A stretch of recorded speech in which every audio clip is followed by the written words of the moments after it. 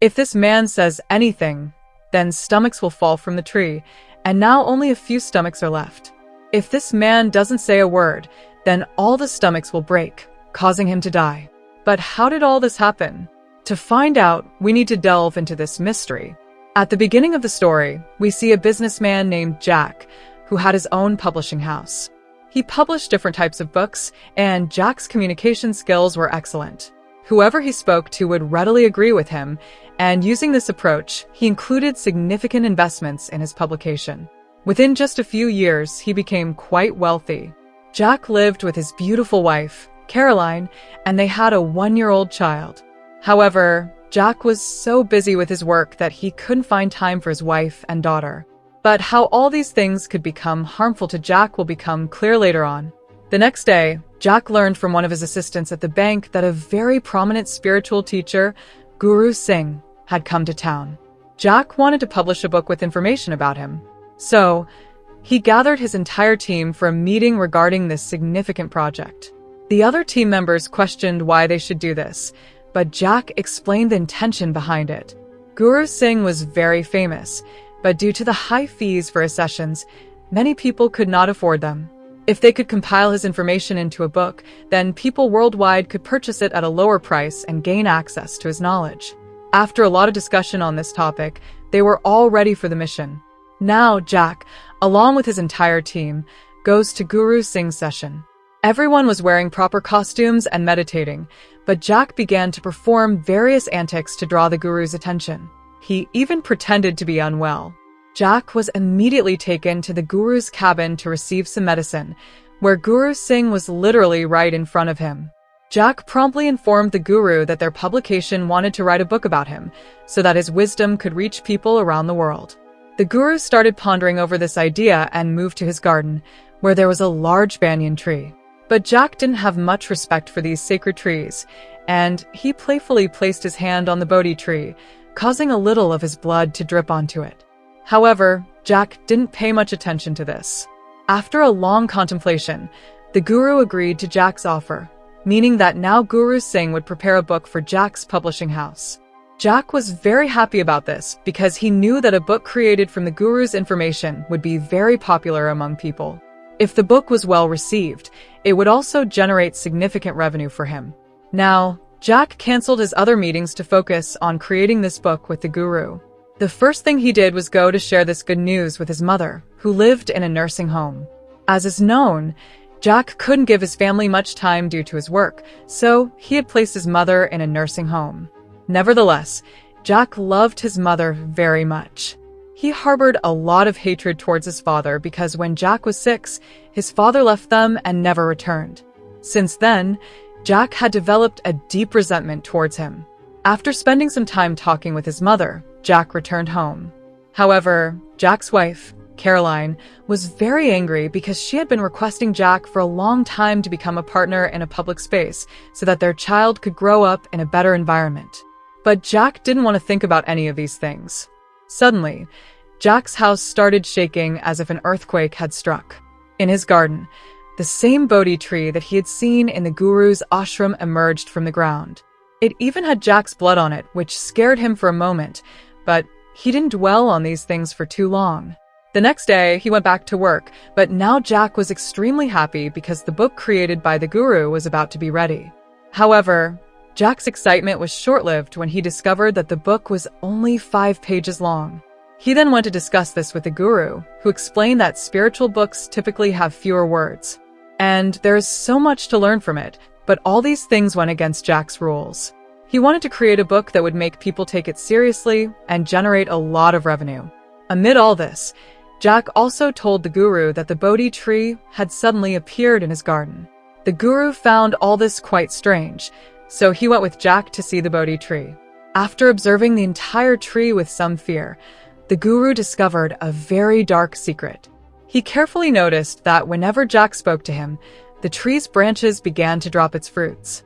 This meant that the tree had now connected to Jack's life. For every word he spoke, one fruit would fall. If all the fruits fell from the tree, Jack would automatically lose his life as well.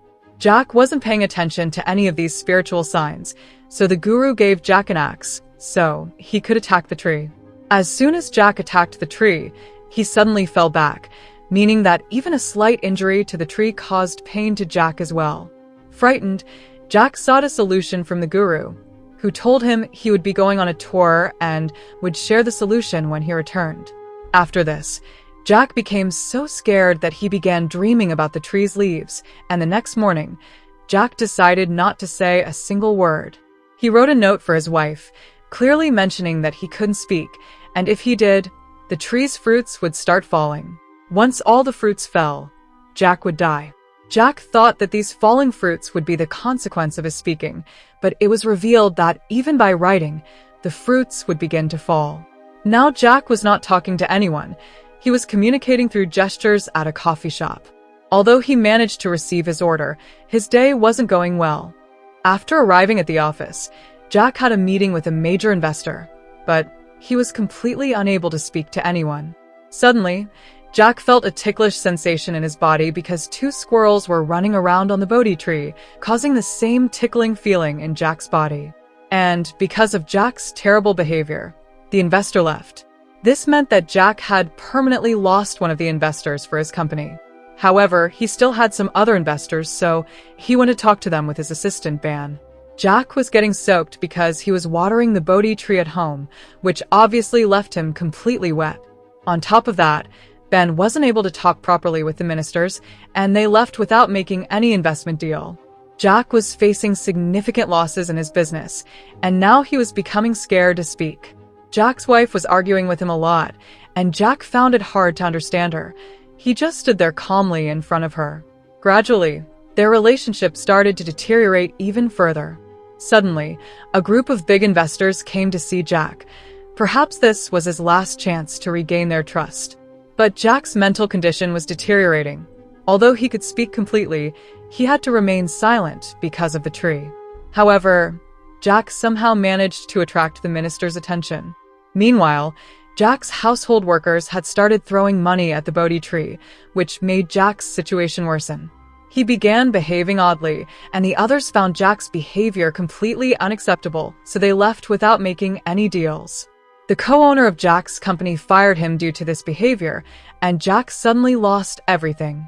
When he got home, he began trying to explain to his assistant Band what was happening to him.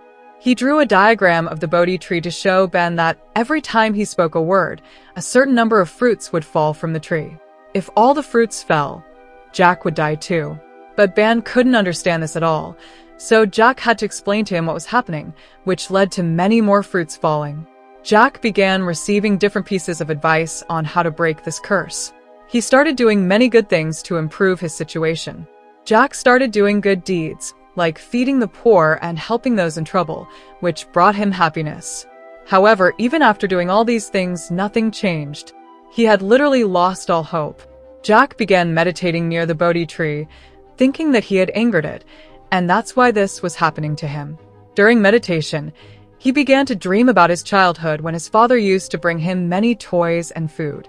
Their family had lived happily together, but after his father left, Jack had started to hate him. The next day, Jack learned that Guruji had returned to the city, so he rushed to meet him. When Jack arrived in front of Guruji, he asked him how to break this curse. Guruji clearly stated that he had no remedy for it because all of this had happened due to Jack's behavior. Jack must have done something significant in his life that led to this curse. Now, Guruji could only offer Jack blessings. After returning home, Jack had attempted to take his own life, but Ban was with him at the time and managed to save him. Band quickly knocked Jack unconscious with a marker and put tape over his mouth to prevent him from speaking. The next day, when Jack woke up, he found himself back near the tree, which had already lost most of its fruits. There was only one branch left with some fruits remaining, meaning Jack had very little time left to live. Desperate, he went to his wife, expressing his deep love for both of them. Jacqueline had helped a writer by giving him 10,000 because the writer had come to Jack's office with an idea, which Jack rejected without even considering it. Now, Jack went to a beach where he saw everyone looking happy. It was there that he realized the true purpose of his life. He noticed some elderly couples who still loved each other, and after witnessing all this, Jack went to his mother to apologize for everything. After Jack's father passed away, he had stopped talking to his mother as well. Gradually, Jack began to correct all the mistakes he had made in his life. After all this, Jack felt a need to sit by his father's grave because he knew that in just a few minutes, his own life could end too. Slowly, the few remaining fruits from the Bodhi tree began to fall, and Jack started experiencing a slight heart attack. However, he fell to the ground and accepted his fate. Just then, he received a call from Ben on his mobile. Gathering all his strength, he answered the call, where Ben informed him that many fruits had grown back on the Bodhi tree, meaning Jack would not die after all. Perhaps this curse was finally broken. Jack realized that all the conversations he had near the tree were preventing the fruits from falling. Grateful for everything, he thanked everyone because he had discovered the true purpose of his life. He started helping those in need and began spending quality time with his family. Jack even booked a public apartment for his wife and child using the money he had left, and they lived happily together. Ben had also gotten a position similar to Jack's, but he started developing an attitude like Jack's. Now, Ben's employees brought a small Bodhi tree to the office, indicating that the same situation might happen to him as it had with Jack. And this is how our story comes to an end.